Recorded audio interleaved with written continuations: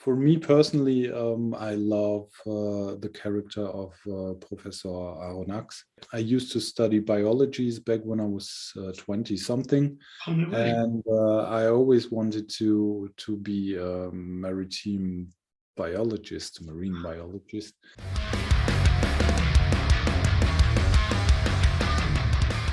So I have the wonderful Chris Hector here with me of Nautic Doom Legends Ahab. How are you, my friend?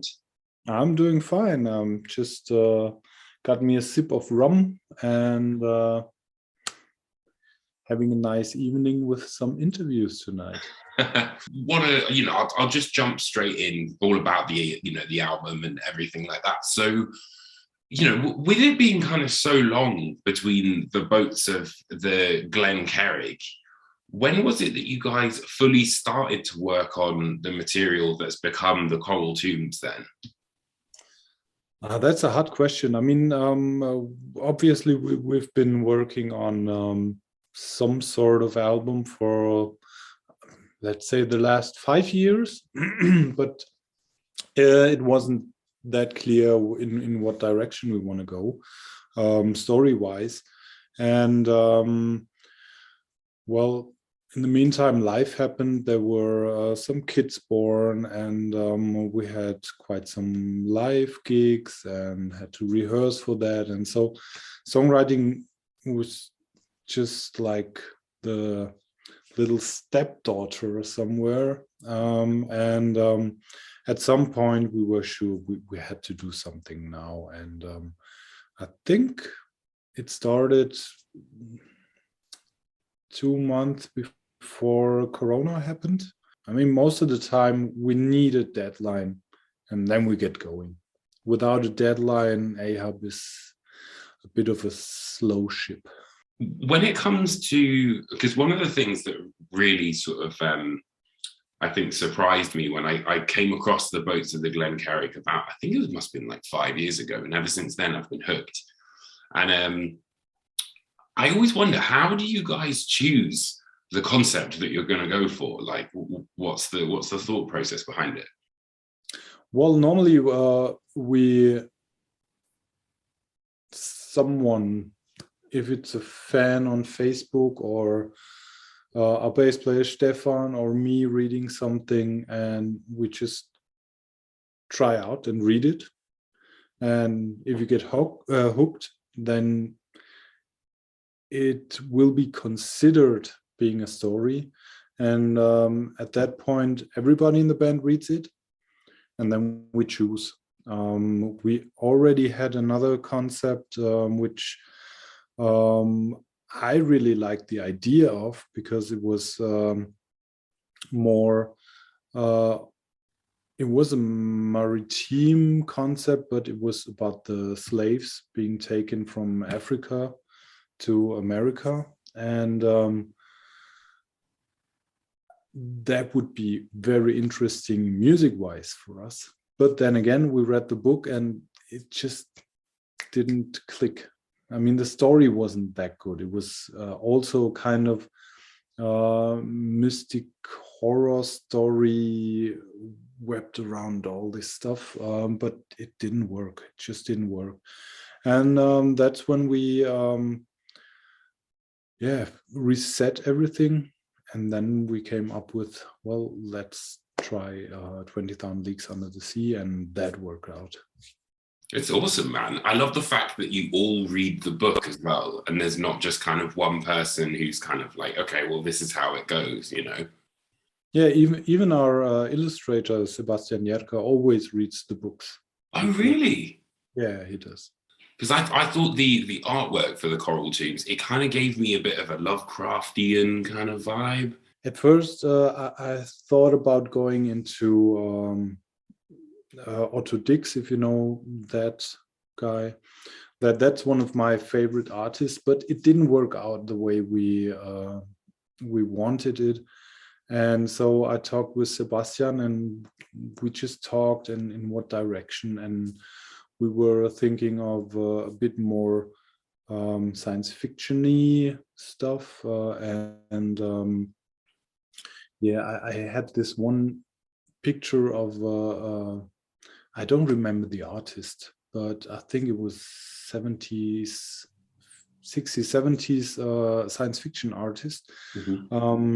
And we took not the art, but the coloring of it. So it's more like two colors on that. It's much gray, and then we have one color I have it here actually. I mean, as you can see, it's just oh, nice. two colors, you know. And yeah, that's when we started in that direction. And I really loved the fact that something drips out of the helmet of but it's not blood, you know. There's a real sense of like sadness, I think, in the cover, but also a lot of like, it's almost like space in a way, but like, you know, underwater kind of thing, you know. Of course. I mean, Jules Verne is one of the biggest science fiction authors, and just for me, I had to put something in there that's a bit more spacey. That's cool, man. So was it kind of a bit daunting when you were like, you know, we've got this masterpiece that is 20,000 Leagues Under the Sea. How are we going to do it justice? Yeah, I mean, that's always the case. I mean, you never ever can retell a whole book at once. You have to choose some chapters. You have to choose something from the text that stick to your mind, and that of course work as lyrics as well. You know, if you have some words that probably are a bit like how can I say, almost a bit corny, but then again, as lyrics it work. I mean, I in the last month I more thought of my lyrics as some kind of poems inspired by Jules Verne, of course. I mean, there are some of his words actually in the lyrics, but yes, you have to choose something, and you only can hope that you got the core of the book with your songs. For sure, man. And equally though, you know, there's so many different layers to the story. You know, obviously there's the realistic layer of the fact that they're at the bottom of the sea and everything, but there's also the fact that Nemo kind of wants to be away from the terrestrial world and things like that. So I think that it sounds like there's a lot of themes of that sort of, you know, isolation that was explored. Is that right? Definitely. I mean, the most interesting thing of the book is Nemo himself, who is in some way a philanthropist. He loves humanity, but then again, through civilization and colonialization, he lost his family, and therefore he got kind of misanthropist, if you will. And he has all these great ideas. I mean, the Nautilus, for example, it's a masterpiece, you know, and still he hates civilization, and he wants to be away from it, and even wants revenge on people and on, yeah. I mean, that was I think that was attracted me the most. Besides, I mean, everyone obviously knows the story since he's a kid and watched the Disney movie. And for me personally, I love the character of Professor Aronnax. I used to study biology back when I was 20 something, and I always wanted to be a maritime biologist, marine biologist. To some extent, I'm the way he is. I'm very curious. I'm very scientific. I love science and stuff like that, and I love to explore zoologies and stuff like that. So that's actually my favorite character. That's really cool though, man, because you know you're still exploring the science behind something and you know the marine biology, but in a creative way as well. So you've got both kind of worlds happening. Yeah, and it's still fun. That's the most important thing, isn't it? Yeah, definitely.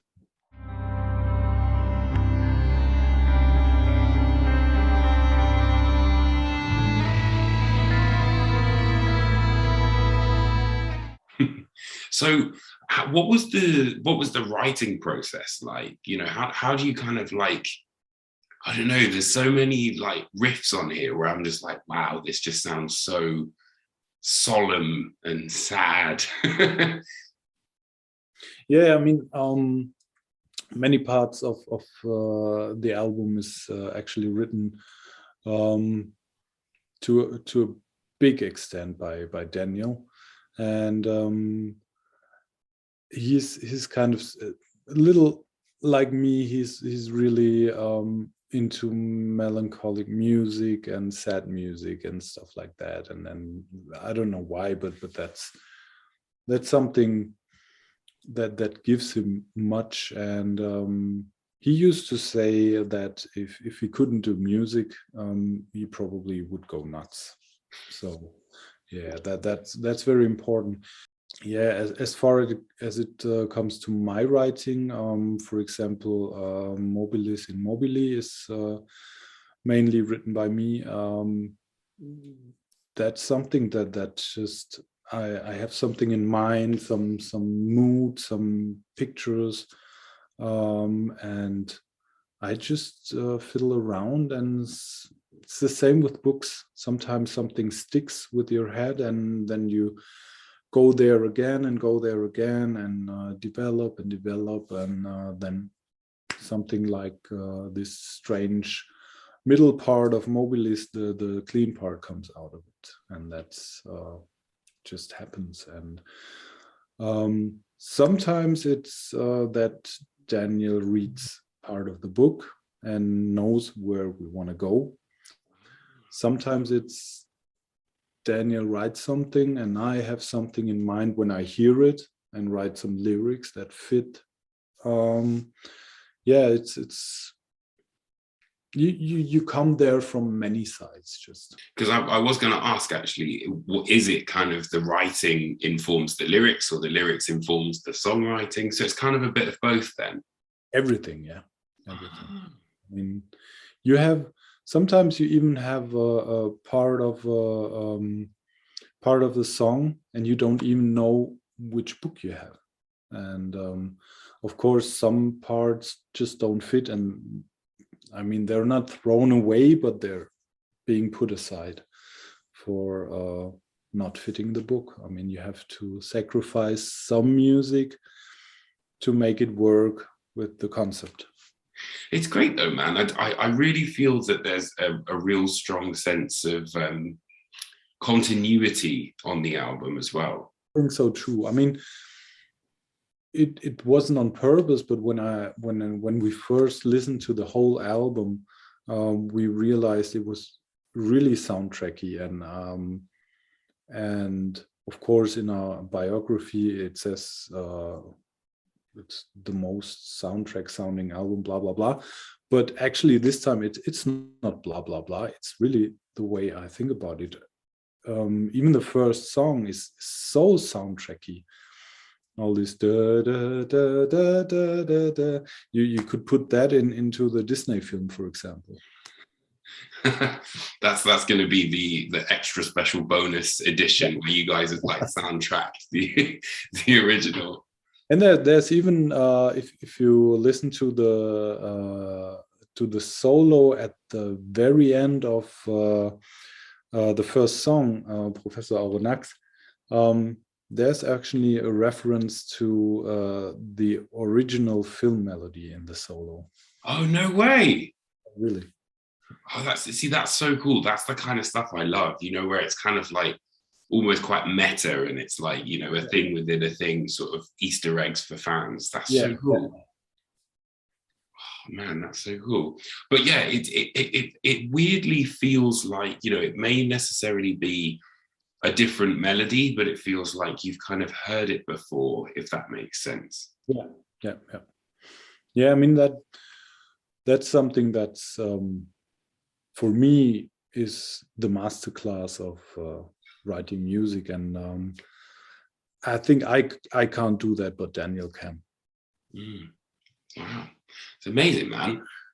So what was it specifically that, you know, kind of made you want to explore 20,000 Leagues Under the Sea this time? Was it just because that book kind of spoke to you, or?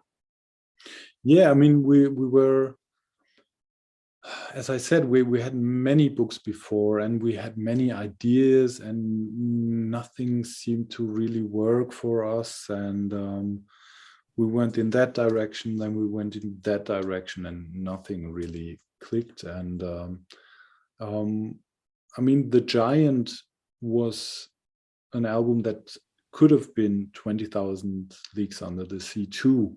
I mean, it would have sounded different, but before we started Giant, we had also the 20,000 Leagues theme in mind, but we didn't do that. And it just came back, and I reread the book, and I was like, come on, let's give it a try. And the others read the book again, and then we were okay, let's do that. That's a great story, and one of the classics. I even like it more than Moby Dick. Oh, really? Yes, definitely. I mean, Moby Dick is different, but for me, I just like the aspect of this science fiction thing in it. You know, if you think when this was written and what Jules Verne has foreseen, that's great. It's really fascinating, isn't it? Because it was what, like 1860 it was written, and you know, he was basically like, submarines are going to happen and all this sort of stuff. Yeah, that's awesome. Amazing.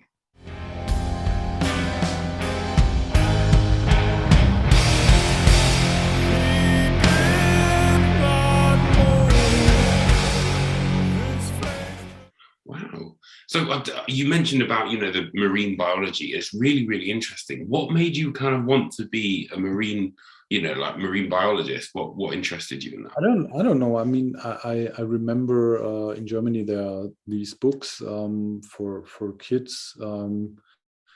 It's actually scientific books, and I started out reading books about dinosaurs and extinct animals from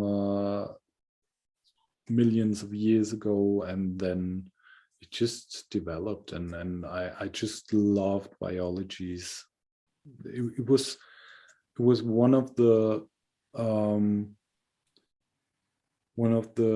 parts of school I didn't have to learn much, but then again I was very good at, because I paid so much attention in class because I was so interested in it, and it just felt right to do so.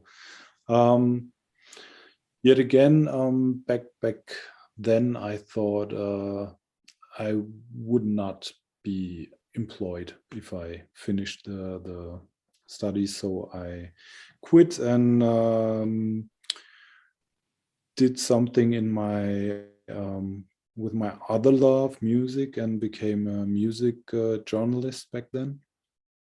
And nowadays, the circle closes in. I did write for kids magazines.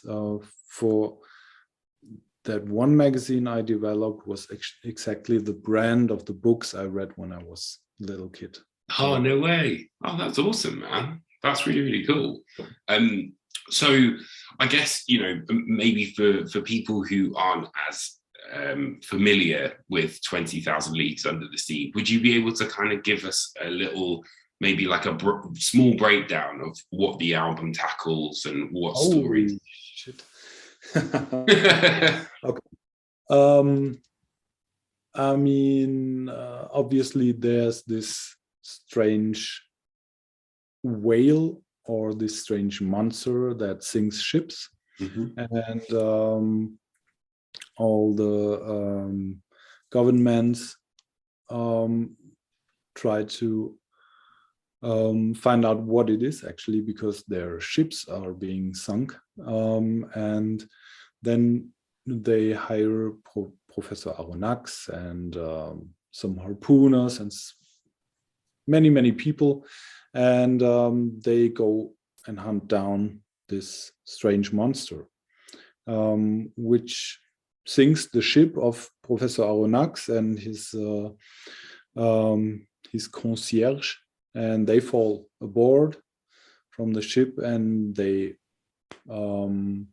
get stranded on the Nautilus, which is this monster, and which is the submarine of a captain called Nemo, who, as I said, is not that fond of civilization anymore, and wants revenge for his family that has been killed. And you get to know what Nemo and his crew is all about. And yeah, it ends in the big maelstrom.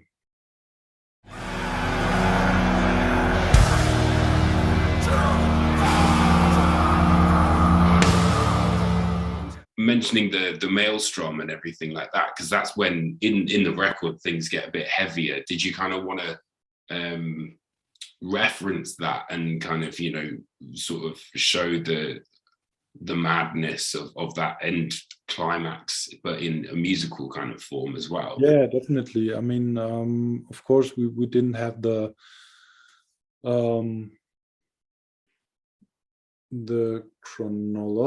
chronology of the songs yet, but when we heard it, and we talked about having some guest musicians, we thought about, okay, the maelstrom of course must be the last, and I already had something in mind with Greg then when Corny said, let's ask Greg, and I said, oh yes, that's a good idea, because Greg has this weird effects on his voices which are really strange, and I thought that gurgling of a maelstrom, that's perfect for Greg, and that's why Greg has the last part on the album with going down. I mean, even the riff is going down and going down and going down endlessly, and repeats itself and then ceases. Yeah, that was on purpose. Oh, amazing. And I think, is it the first track also has a guest spot in it? Is that correct? Yeah, it's Chris of Ulta, which is a German black metal band, and we were thinking of who can contribute something different to our album, because I mean, not a guy who grunts or sings clean doesn't make really sense for us. And then we talked about, well, let's have something extreme, and Daniel told me, well, listen to Ulta, because he has really this screechy, high-pitched and really, yeah, I mean, depressed voice, something really like feeling down. And I listened to it, and I was immediately yes, that's the one.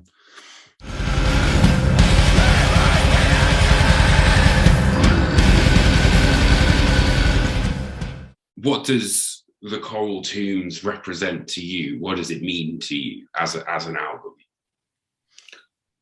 Oh, well, that's a hard question. I mean, first of all, it's another part of the story for Ahab, and I really love this story we have together. I mean, we're not just a band, and I mean, we didn't change our lineup since 15 years now or something like that, and we're friends. Our families are friends, and Daniel's even the godfather of my boy. No way. Yeah, it's Ahab is family in a way, and what's really amazing is, I mean, we didn't bring anything out for almost 8 years now, and still people buy our merch. I mean, all the years they bought our merch, and they came to the shows, and of course they wanted us to do something new, but still they were around. I mean, that's really something big for us and something much appreciated for us.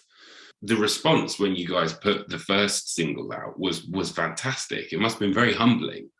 Yeah, definitely. I mean, the biggest compliments always are, and you don't get that often, but when you get it, it's amazing. For example, if fans tell you they formed because of your music, or people tell you helped me through something, through, I don't know, probably cancer or something. That's really humbling. That's an amazing compliment for us, and that makes the fun we have important. Help someone, or